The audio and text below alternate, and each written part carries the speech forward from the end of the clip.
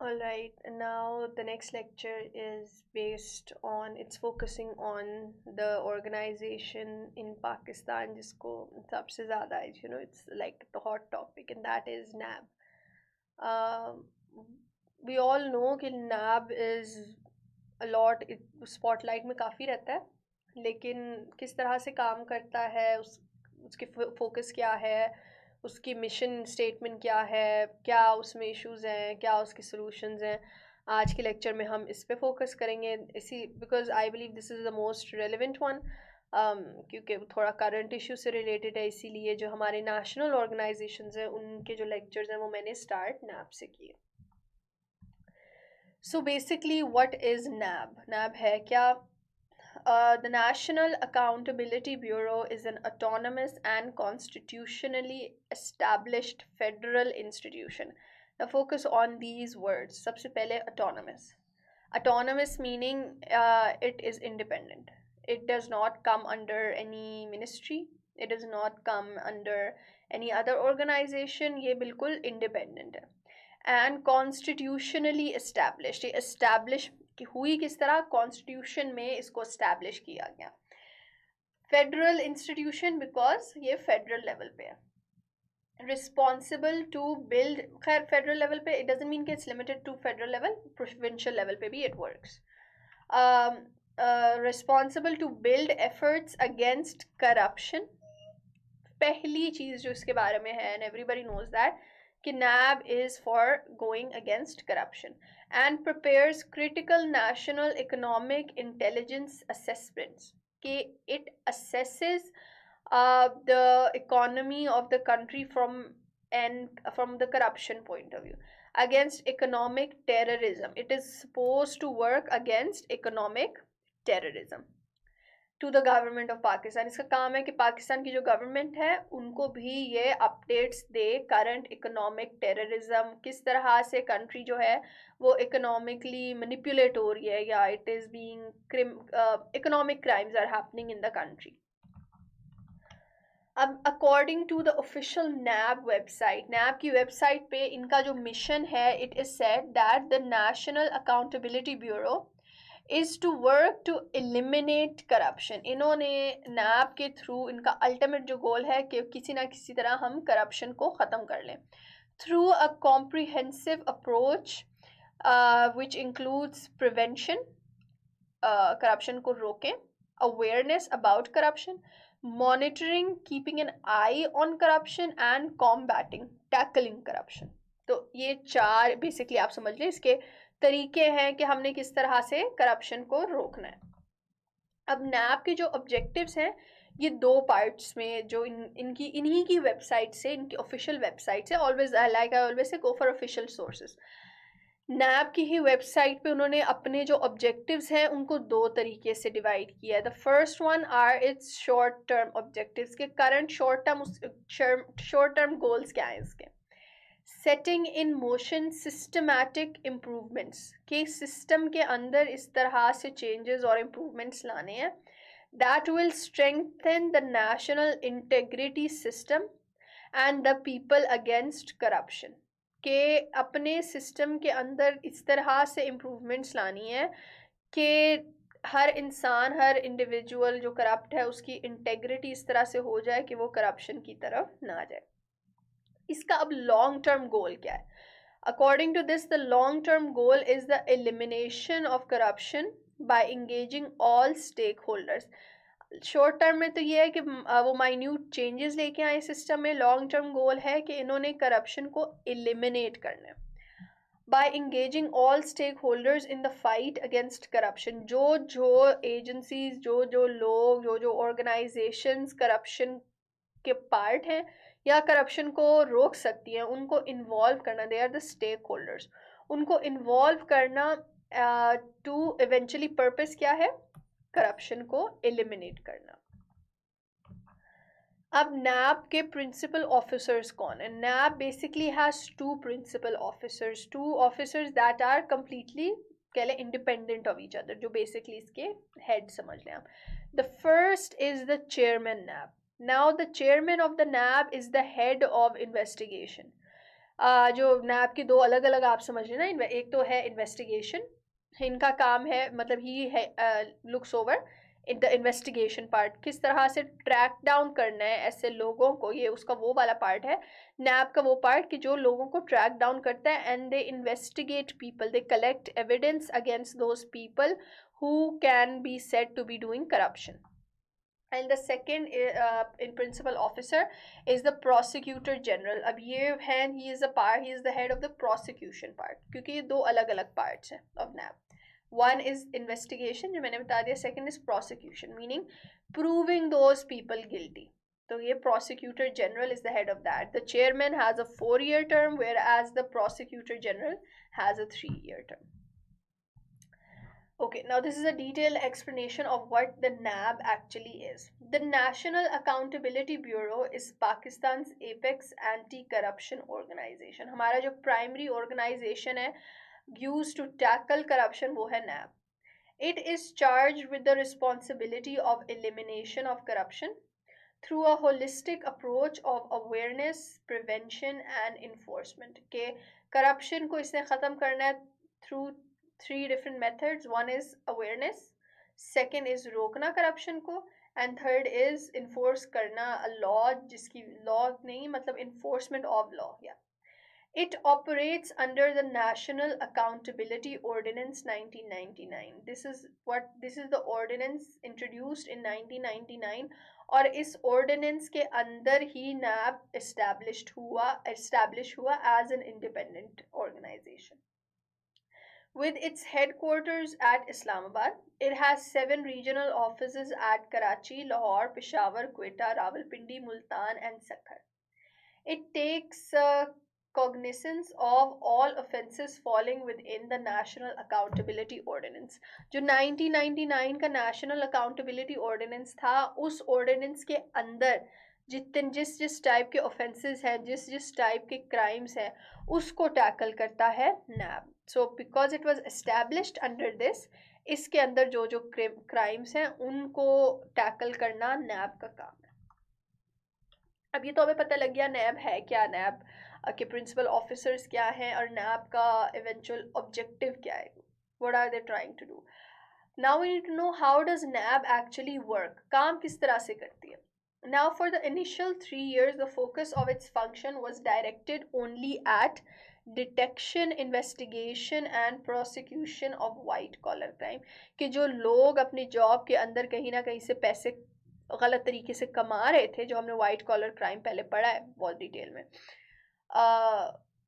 उन white collar criminals को detect करना, ढूंढना, उन पे इन्वेस्टिगेशन करना और फिर उनको गिल्टी साबित करना. पहले 3 साल इसका जो एजेंडा था वो यही था. Those prosecuted include politicians, public service officials. आपको पता है कि politicians में corruption बहुत normal है, public service officers में unfortunately, which shouldn't be, बहुत normal है, and other citizens who were either guilty of gross abuse of power, इन्होंने अपनी power को use किया to collect money, or through corruption had deprived the national exchequer of millions or resorted to other corrupt practices. मतलब उस तरह के officials या government officials या politicians जिन पे क्या कहते हैं corruption के charges थे, charges नहीं, जिन पे corruption का एक इल्ज़ाम था. In February 2002, पहले 3 साल तो ये हुआ. In February 2002, NAB launched the National Anti-Corruption Strategy Project. The National Anti-Corruption Strategy Team conducted broad-based, अब पहले तो इसका काम सिर्फ वो था, अब उसके बाद इसका काम आ गया in research as well. इन्होंने सर्वेस किए, broad-based surveys, studied external models of international anti-corruption agencies and involved local stakeholders. अब देखिए आप दुनिया कहीं, मतलब हमने पीछे जब क्रिमिनल इन्वेस्टिगेशन पढ़ा तो we focus the fact कि पाकिस्तान में we are not moving at the same pace that the world is moving at. तो this part of NAB, ये जो NAB की ये वाली जो project था, इस project का काम ये था कि हम analyze करें दुनिया में जो bodies हैं जो corruption के against काम कर रही हैं वो किस तरह से काम कर रही हैं और हम किस तरह से काम कर रहे हैं. So this was basically more like a research base कि हम किस तरह update कर सकें. All pillars of national integrity system were studied in detail. After identifying the causes of corruption in each pillar. अब ये देखिए, ये प्रॉपर रिसर्च वर्क हो रहा है, ये प्रॉपर क्रिमिनोलॉजिकल स्टडी हो रही है कि इस तरह की जो करप्शन है ये क्यों हो रही है, किन किन पिलर्स में हो रही है, और using this information to counter it, to stop it. A comprehensive strategy and a detail action plan was recommended. तो इन्होंने ये सारा स्टडी करने के बाद एक प्रॉपर स्ट्रेटजी बनाई और उसी हिसाब से फिर एक एक्शन प्लान बनाया। Relevant amendments like Article 270 AA, अभी आपने कॉन्स्टिट्यूशन खोल के इसको पढ़ लेना है, आपको डिटेल में समझ आ जाएगी। Now empowers NAB to undertake prevention and awareness in addition to its enforcement functions। पहले ये सिर्फ enforce करता था, अभी prevent भी और aware भी कर सकता है based on 270 AA। अब नैब पे काफ़ी ज़्यादा, you all probably know, criticism है, एंड वी, हमसे कोई पूछे तो हम जनरली तो उसको बता देंगे, लेकिन how are you going to write this in the exam. आप जब अपने, क्योंकि हम लोकल न्यूज़ चैनल्स को जब सुनते हैं तो हमारे पास काफ़ी ज़्यादा इंफॉर्मेशन आ जाती है, but they are very unofficial terms. तो अपने पेपर में जब आपने नैब पे क्रिटिसिज्म लिखनी है तो I would recommend using the following headings and then explaining it. Number one, institutionalized corruption. अब इंस्टीट्यूशनलाइज्ड करप्शन का मतलब आप सबको पता है, अगर नहीं पता तो basically it just means a more official way of corruption. ठीक है, बाकी इसकी डिटेल आप लोगों ने पढ़ लेनी है अच्छी तरह, बट यूज दिस हेडिंग, वो अच्छा लगता है पेपर में इस तरह की हेडिंग अगर आप लिखें। Secondly, political influence. ये नैब के ऊपर सबसे सबसे बड़ा क्या कहते हैं क्रिटिसिज्म है उस पर सबसे बड़ी, कि नैब जो है it works following certain political parties ideology, ideology नहीं, उनकी अपना एजेंडा। तो बेसिकली जो ये वाली क्रिटिसिज्म है ये कहती है कि इट डज पॉलिटिकल टारगेटिंग, ये एक पार्टी के हक में होती है, एक पार्टी के अगेंस्ट होती है, एक पार्टी को सक्सेसफुल करने के लिए दूसरी पार्टी के लोगों को टारगेट करती है। अभी you all know what those parties are. तो दूसरी हेडिंग ये दे देना। Third heading is inhumane treatment of detainees. ये भी नैब के बारे में कहा जाता है कि नैब को जब किसी को अरेस्ट करता है, एक तो ये अरेस्ट बहुत बुरे तरीके से करता है, वो पूरा एक शोर मच जाता है ना, यू ऑल प्रोबेबली नो किस तरह से एक कोई भी अरेस्ट हो रहा होता है तो एवरीबडी नोज और न्यूज़पेपर में आता है और घर में घुस के एंड स्टफ लाइक दैट। दूसरा, जब उनको अरेस्ट कर लेते हैं तो अरेस्ट करने के बाद जो उनको ट्रीट करते हैं दैट इज़ वेरी इनह्यूमेन। तो ये भी नैब के अगेंस्ट एक क्रिटिसिज्म है। And the last is the major one. Another major one is no across the board accountability. This is kind of linked to this. What does it mean? कि अगर accountability है तो it should be across everyone। ठीक है, सिर्फ political उसके हिसाब से नहीं, पॉलिटिकल आप ये समझ लें कि पॉलिटिकल तो है, ठीक है, एक तो ये it should go equally, it should work equally against all political parties. The second thing about it is not just political parties, सिर्फ political parties पे ना focus करें, government servants पे भी focus करें, and a lot of people who criticize what do you call it, ना वो ये कहते हैं कि why are military generals not investigated. अब आपने, one thing I want to mention here which is very important, जब आप अपने एग्जाम में ऐसा कोई पॉइंट लिखें against the military, the army of the country, remember, don't write it as your own opinion, because we have to be supporters of the army and we should be supporters of the army. तो जब हम ये mention करते हैं कि ये वाला मसला है तो ये मत लिखना कि this is your point of view, mention के people claim that this is the issue। ठीक है, या critics of NAB claim this।